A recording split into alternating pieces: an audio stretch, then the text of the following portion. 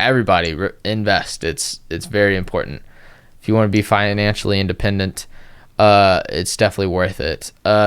Honestly, a book I really liked that I just read this year, which just kind of broke stuff down, especially for retirement in particular, in a different way, is Tony Robbins' book, Money Master the Game. I don't know who's all read it, but it is an amazing book, and he talks to some of the largest hedge fund CEOs that handle literally trillions of dollars of assets and handle a lot of money and make a lot of money. So these people know how to invest your money. So it's something that I've looked into a lot, and I'm even going to change the way I invest a little bit just from reading that book. So I do encourage anybody that is curious and wants to try making some smart decisions in investing to read that, because he definitely got a lot of very useful information from that. Yeah, I definitely need to check that book out too, because it does sound like a pretty good read. It honestly, it really was. I did listen to it in an audiobook form. It was like it was like 26 hours almost. So it was a fairly long audiobook. So it took me like a week and a half or more to listen through it when I could.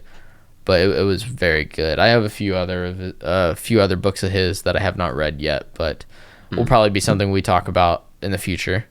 Sounds good. But also, I know that a big thing when people think of investing is not being able to access your money in a retirement fund and being penalized. One of the great things about a Roth is that you will not be penalized if you take out the money you contributed. So if you put $1,000 in that year, and if you make money by the next year, but for some reason you need that $1,000 back, you can take that out. As long as you don't take out your profits, you'll have no issues. Now, if you take out your profits before the age of 59 and a half, I think it's like a 10% penalty on all that money. God. So I mean, it is nice, but the thing is, if you pull it out, you can't just put it back in either. You can only ever put $6,000 in a year. So if for some reason down the road you pull out $20,000 to your contributions, you can't just slide it back into that account. So something you need to keep in mind, but it is a nice little thing that you can kind of use as a safety net if need be. And you won't necessarily be penalized. And in general, something I've considered is early retirement, which is pretty cool to think about. I think with me, I don't want to necessarily retire early in the sense of being 65 and not necessarily having anything to do when I retire. I think my thing is I want to be able to make enough money off of my investments that I don't have to worry about working a job I don't like, and I can just kind of live free. I guess financial independence. Yeah, I mean, having enough money to do whatever you want. My essentials are paid for. I don't got to worry about just living day to day, pretty much. Like, I don't got to worry about making money for bills. And so a thing that is something to definitely look into. There's definitely a, I guess not a cult following, but there is a community around this. It's called the FIRE movement, which stands for Financially Independent Retired Early. So it is a community of people who drive or dive into analytics of exactly what you'll need to do to retire early. So it's kind of like if you ever see the videos on YouTube of like people that live really, really frugally. I've seen videos of people that wash their, what is it? I've seen people wash or reuse their toilet paper, or like they'll wash the same stuff and use it over and over again just to save a few dollars.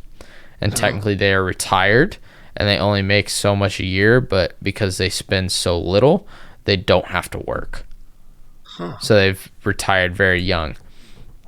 So you can do that fairly early. The only thing is you gotta, like we talked about earlier, if you live frugal and you save and invest most of your money, you can figure out how much it takes for you to live off of it and figure out the number you need to hit to be able to retire off of it. So like I would say the go-to savings percentage that people always say is 10%. And 10% is a good baseline for people to save of their income every year. But honestly, that's pretty low, because if you save 10%, it will take you 51 years of working until you hit retirement at that saving rate. Dang. So if you That's just crazy. if you just bump up your savings rate over time, even, which is something that Tony Robbins talks about, like with raises, if you then, instead of taking that raise and spending more money, if you take that raise and then just immediately invest it and keep the same technical pay, but all that money goes into investing, that's an easy way to then grow the amount you save and invest over time. But like if you're able to save, like let's say instead of 10%, you're able to save like 50 or 60% of your income for 17 years for 50%, you can retire in 17 years. So, and then if you get to 60% of your income being saved yearly, it'll only take you 12 and a half years before you have enough to live the same lifestyle you are living now. So basically what we were just talking about with financial independence, where the amount of money you're making is what you would make off of your investments. Yeah. So there's ways to do it. I don't have all the numbers or the ways, or the calculations, but it's something that anyone can necessarily do if they look into it. And you can take that and basically take the amount of money you spend every year and the amount of money you need to survive, and I think multiply it by 33.